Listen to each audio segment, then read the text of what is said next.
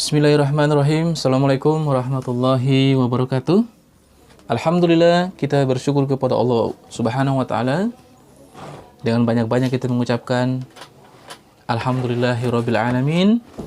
Kita bersalawat kepada baginda Nabi Muhammad sallallahu alaihi wasallam dengan mengucapkan Allahumma shalli ala Muhammad wa ala ali sayyidina Muhammad. Kaum muslimin yang berbahagia, teman-teman Facebook Keraton Live, insyaallah yang dirahmati Allah Subhanahu wa taala, kembali lagi kita bergabung dalam program kajian malam komunitas Ruqyah Buton TV atau Keraton TV yang ada di Kota Bau-Bau. Disiarkan langsung dari studio sementaranya insyaallah di Kota Bau-Bau. Ya, dalam kajian ini alhamdulillah Allah Subhanahu wa taala berikan kita kesempatan untuk melanjutkan materi kita pada malam yang berbahagia ini sebelum sholat Isya. Silakan teman-teman yang terhubung dengan Facebook Keraton Live bisa langsung bergabung untuk kita sama-sama mengkaji ilmu syariat Islam yang benar. Kaum muslim yang berbahagia, teman-teman Facebook yang dimuliakan Allah Subhanahu wa taala, terima kasih saya ucapkan kepada kaum muslimin dan muslimat, teman-teman sekalian yang telah mendukung channel YouTube Keraton TV Studio dengan cara menekan tombol subscribe dan like dan komentar. Mudah-mudahan Allah Subhanahu wa taala membalas semua itu dengan banyak kebaikan, perlindungan, kesehatan, dan keberkahan harta. Kaum muslim yang berbahagia yang dimuliakan Allah Subhanahu wa taala, maka pada kesempatan ini kita akan lanjutkan materi kita tentang al-ain. Ya, di waktu kemarin kita telah membahas tentang pengertian al-ain, apa itu ain, dan pengaruh-pengaruhnya. Jadi, kaum muslimin dan muslimat, perlu saya sampaikan bahwa al-ain itu adalah salah satu pengaruh, ya, pengaruh setan yang itu berasal dari lubuk hati yang dalam kepada manusia. Jadi dalam hati manusia itu ada perasaan hasad, iri, dengki, dan perasaan berlebihan tentang sesuatu yang harus kita utamakan Allah Subhanahu wa taala daripada perkara tersebut. Contoh, kita mengucapkan kata-kata pujian kepada seseorang tanpa mengikuti dengan zikir kepada Allah, tanpa memuji Allah dulu baru ke orang itu, maka kita akan kena gangguan ain. Ada juga orang yang hasad, iri, dengki, benci kepada kita, maka mereka menatap dengan hati dan mata, maka kita akan sakit atau mendapat musibah. Kaum muslimin yang berbahagia, teman-teman yang dirahmati Allah Subhanahu wa taala, pada kesempatan ini kita akan masuk ke bab 6, yaitu tentang ada beberapa pertanyaan ataupun keluhan-keluhan yang disampaikan oleh pasien-pasien atau disampaikan oleh jamaah-jamaah yang mengikuti kajian kami. Dan alhamdulillah akan dijelaskan, akan dibahas pada kesempatan yang berbahagia. Jadi malam ini kita cuman membahas pertanyaan-pertanyaan yang bersangkutan dengan ain, seputar ain.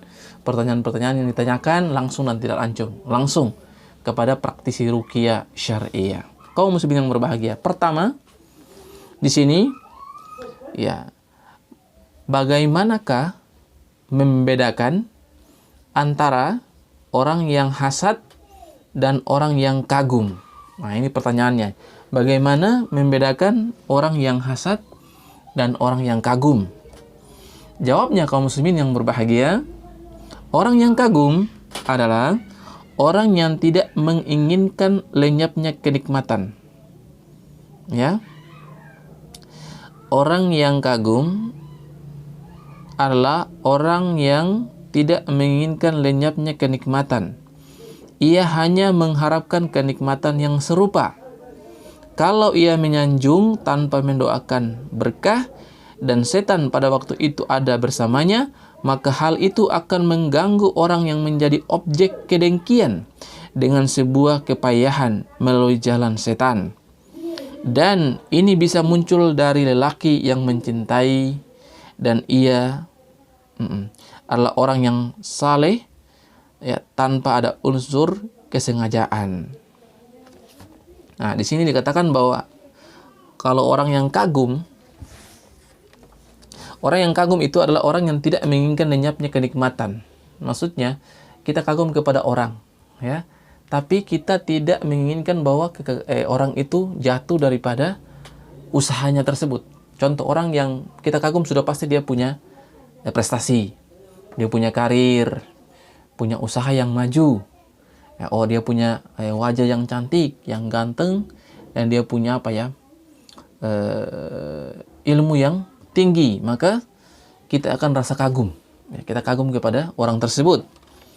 Ya, manakala kekaguman kita itu kita lontarkan kepada orang tersebut tanpa diikuti dengan zikir kepada Allah, ya, maka orang yang kita kagum itu bisa kena ain.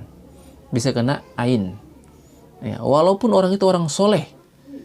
Ya, saya orang soleh. Contoh nih, saya kagum sama orang yang sana. Saya mengucapkan kalimat pujian berlebihan kepada dia tanpa mengikuti tuntunan, yaitu mengucapkan Allah yang maha dipuji. Setelah itu baru kita puji kepada manusia. Maka bisa kena ain orang tersebut. Ya, walaupun kita niatnya baik. Maka kaum muslimin yang berbaik, itu yang disebut dengan kagum. Sedangkan hasad, nah ini hasad, ya, adapun hasad atau dengki ini, ya, semoga kita semua dilindungi dari perasaan seperti ini, ya. Hasad dan dengki, ya, adalah sosok yang menginginkan hilangnya kenikmatan dari orang didengki. Nah, ini berbahaya nih. Kita hasad, ya, kita iri, tetapi niatnya untuk menjatuhkan dia, ingin menghancurkan dia dengan kata iri dan dengki tersebut. Ya, maka orang ini akan terkena ain dan bisa jatuh dan bangkrut, bahkan bisa sakit, bahkan bisa meninggal, kata Nabi. Jika ia berkata dan tidak mendoakan keberkahan sementara setan bersama mereka, maka ia akan membinasakan orang yang didengki dengan kehendak Allah. Jadi dia mendengki orang itu, ya, tanpa, ya, atau menghina, ya.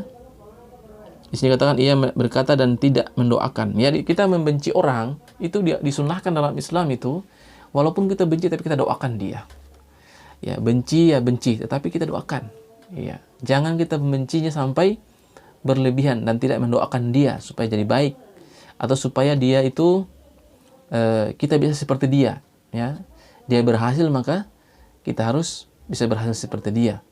Nah, kita benci atau kita benci ini berlebihan, ya, sampai-sampai kita lupa bahwa Allah itu Maha Pengampun, Allah itu Maha mencintai, menyayangi, apalagi kita makhluknya. Maka orang yang kita benci itu dia bisa kena ain. Ketika setan masuk ke dalam hati kita lalu kita lontarkan ke beliau, maka beliau akan terkena ain, dapat musibah dari kebencian dan hasad kita kepada dia. Terjadi dengan izin Allah Subhanahu wa taala.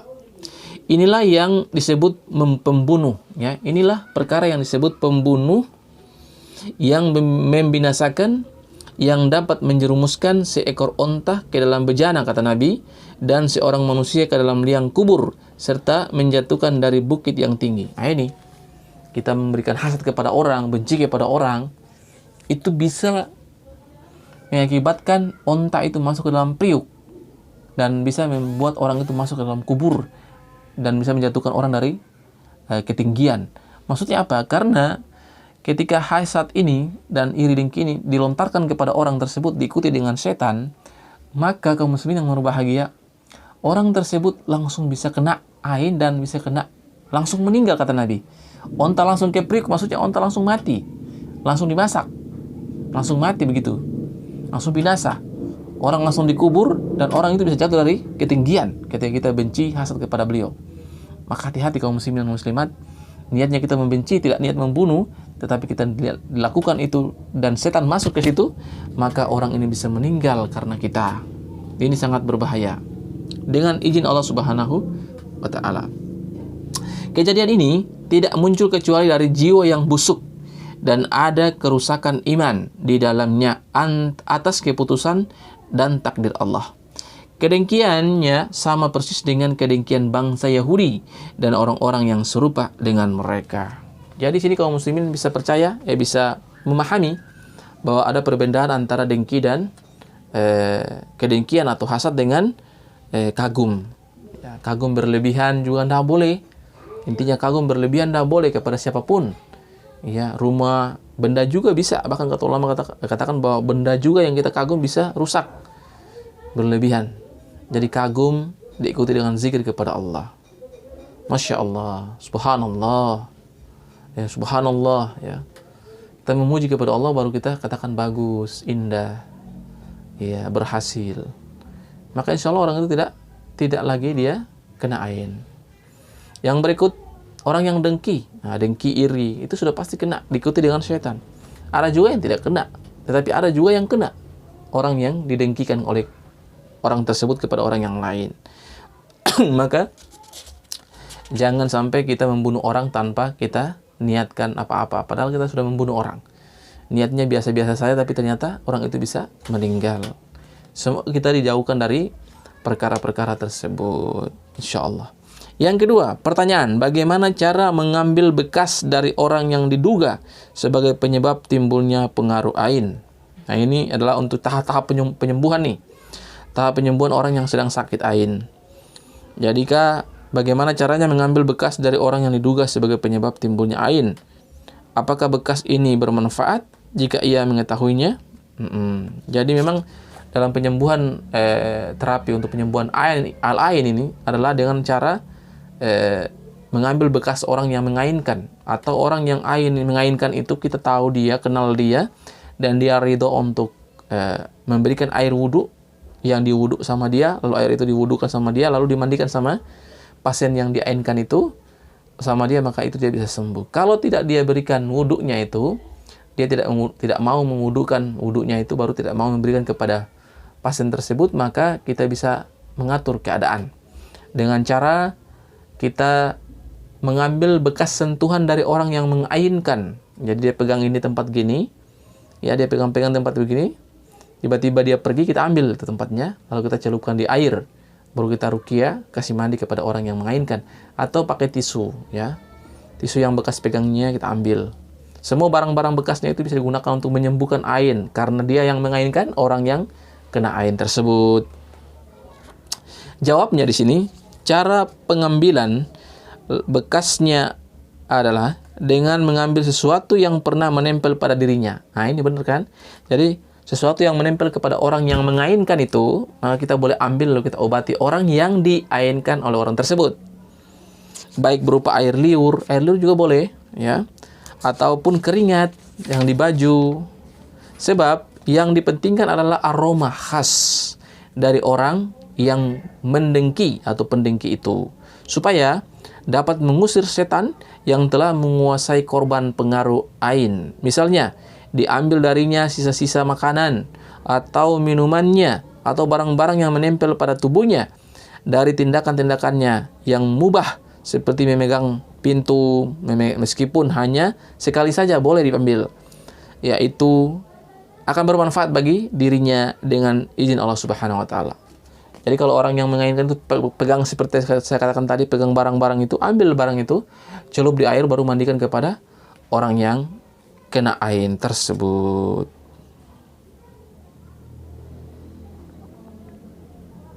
Ya. Itu cara untuk mengembangkan ain. Semua itu akan terjadi dengan izin Allah Subhanahu wa taala. Di sini ada contoh, adapun jika pendengki mengetahui itu tidak bermasalah, ya. Kalau dia mengetahui bahwa itu kita ambil untuk pengobatan, tidak masalah. Dari sahabat Amir ya. Dari sahabat Amir, orang yang memiliki pengaruh ain, Nabi mengatakan kepadanya, "Mandilah dari saudaramu." Ya, ia tahu telah menyusahkan sahabat Sahal melalui pengaruhnya. Jadi boleh kita cerita kepada orang yang mengainkan orang yang diainkan. Jadi kalau ada orang yang kena ain, sampaikan sama orang yang mengainkan itu. Bolehlah kita mandi atau kita wudu, airnya itu kita mandikan kepada orang tersebut. Dengan cara, satu cara bahwa orang yang kena ain itu kita sudah tahu bahwa dia memang betul-betul kena pengaruh ain. Karena ain itu mirip-mirip seperti sihir. Ya, mirip-mirip seperti gangguan sihir.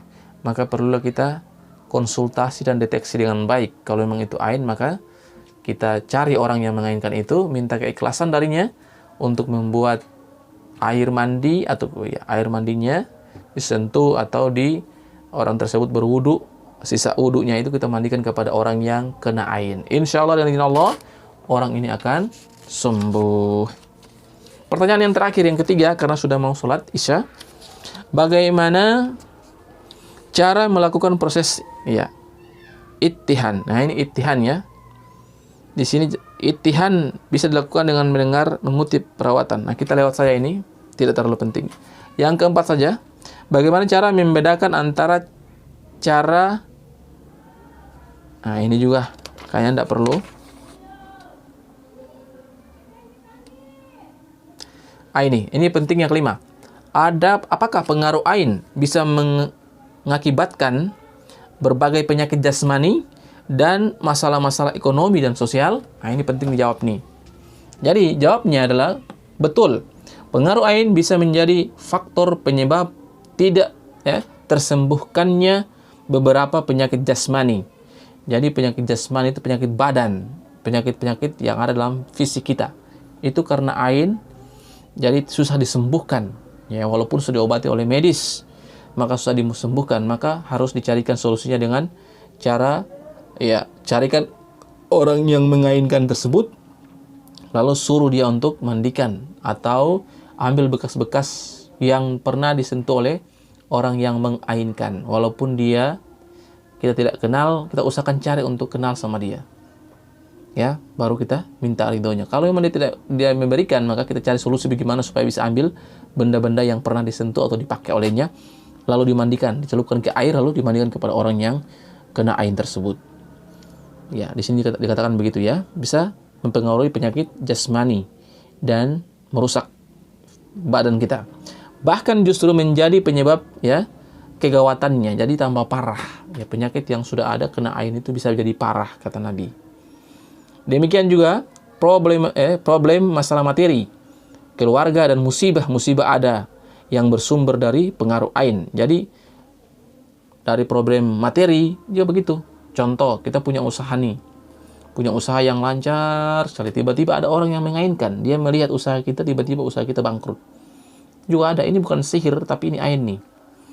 Ya, kita punya perhiasan, kendaraan, mobil. Tiba-tiba dilihat sama orang, tiba-tiba itu dihancur. Kecelakaan. Karena ain tuh. Kecelakaan dan rusak. Nah, itu juga. Bahkan kata ulama, boleh juga ain itu kena kepada binatang. Dan binatang juga bisa mengainkan orang, manusia. Ain juga bisa datang daripada binatang. Dari jin juga ada. Jadi, ya materi juga bisa kena ain. Harta kita bisa kena ain. Serta musibah. Musibah juga begitu. Kecelakaan. Ya, kebakaran. Ya, itu semua bisa terjadi karena pengaruh ain yang dilontarkan kepada objek tersebut oleh orang-orang yang tidak memahami hukum, melontarkan hasad, iri, dengki dan berlebihan memuji kepada orang tersebut. Maka rumah hartanya bisa hancur dan bisa musnah. Nabi SAW bersabda dalam sebuah hadis, "Aktsaru man yamutu min ummati ba'da qada'i lillahi faqadarihi bil ain." kebanyakan orang yang meninggal dari kalangan umatku, kata Nabi, setelah kematian. Karena ketentuan dari takdir Allah adalah kematian lantaran pengaruh ain. Jadi ain ini kaum muslimin yang berbahagia sangat berbahaya, bahkan lebih berbahaya daripada sihir. Sihir itu ada batasan-batasan tertentu, ya, dan orang-orang itu bisa ditahu dengan kena sihir. Tapi kalau ain ini samar-samar, orang kadang-kadang tidak mengetahui itu al-ain, maka bisa terjatuh ke dalam satu kesalahan yang fatal dan bisa mengakibatkan kematian dengan cepat dan tiba-tiba. Kalau sihir ada batas-batas tertentu yang dilakukan oleh penyihir. Kaum muslimin yang berbahagia, mudah-mudahan beberapa pertanyaan itu bisa ya kaum muslimin dan muslimat pahami dan mengerti, karena waktu sudah mau menjelang sholat isya. Ya, pertanyaan yang ke-6, ke-7 sampai masih banyak ini kaum muslimin dan muslimat. Sampai berapa ini ya? Ya, sampai 15 mungkin. Ya, sampai 15 pertanyaan ini kita akan kaji di waktu yang akan datang. Ya, masih banyak pertanyaannya ini. Ya, mudah-mudahan Allah Subhanahu wa taala berikan kita waktu di waktu yang akan datang untuk mengkaji tentang pertanyaan-pertanyaan tentang al-ain tersebut.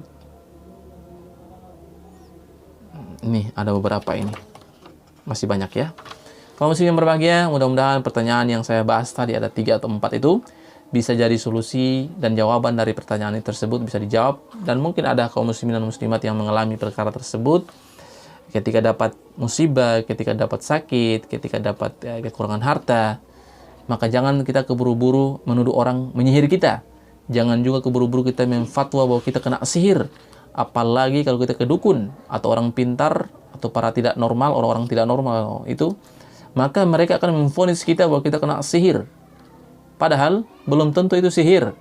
Dan kita akan berhasad, berpikir macam-macam. Apalagi kita ada masalah pada waktu itu dengan orang lain, maka kita akan berpikir bahwa orang itu yang menyihir kita. Padahal belum tentu, Bu. Belum tentu Bapak Ibu sekalian. Mungkin itu karena ain dari orang lain dan mengakibatkan kita mendapat musibah. Bukan karena sihir tersebut. Jadi ketika dapat apa-apa, dapat musibah, sakit, atau kekurangan apapun, semua yang terjadi kepada kita, musibah apapun, kita kembali kepada Allah.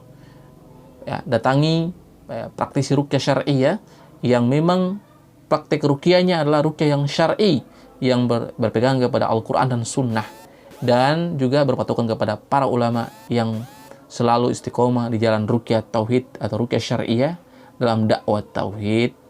Insya Allah di bawah sudah ada kami, komunitas Ruqyah Buton. Silakan bisa konsultasi supaya bisa mendapatkan satu manfaat dan solusi. Jangan mendatangi orang pintar atau orang paranormal atau dukun. Semua akan dikatakan sihir, padahal itu belum tentu sihir.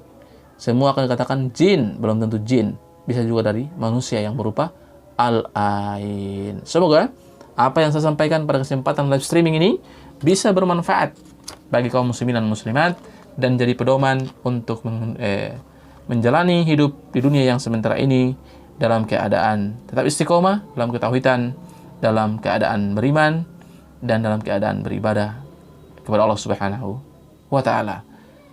Kebenaran dari Allah Subhanahu wa taala, kebenaran dari Allah Subhanahu wa taala, ya. Ya, saya banyak kekurangan. Allah dan Rasul-Nya terlepas dari segala perkara tersebut. Semoga apa yang saya sampaikan bermanfaat. Barakallahu fikum. Subhanakallahumma wa bihamdika asyhadu alla ilaha illa anta astaghfiruka wa atubu ilaik. Assalamualaikum warahmatullahi wabarakatuh.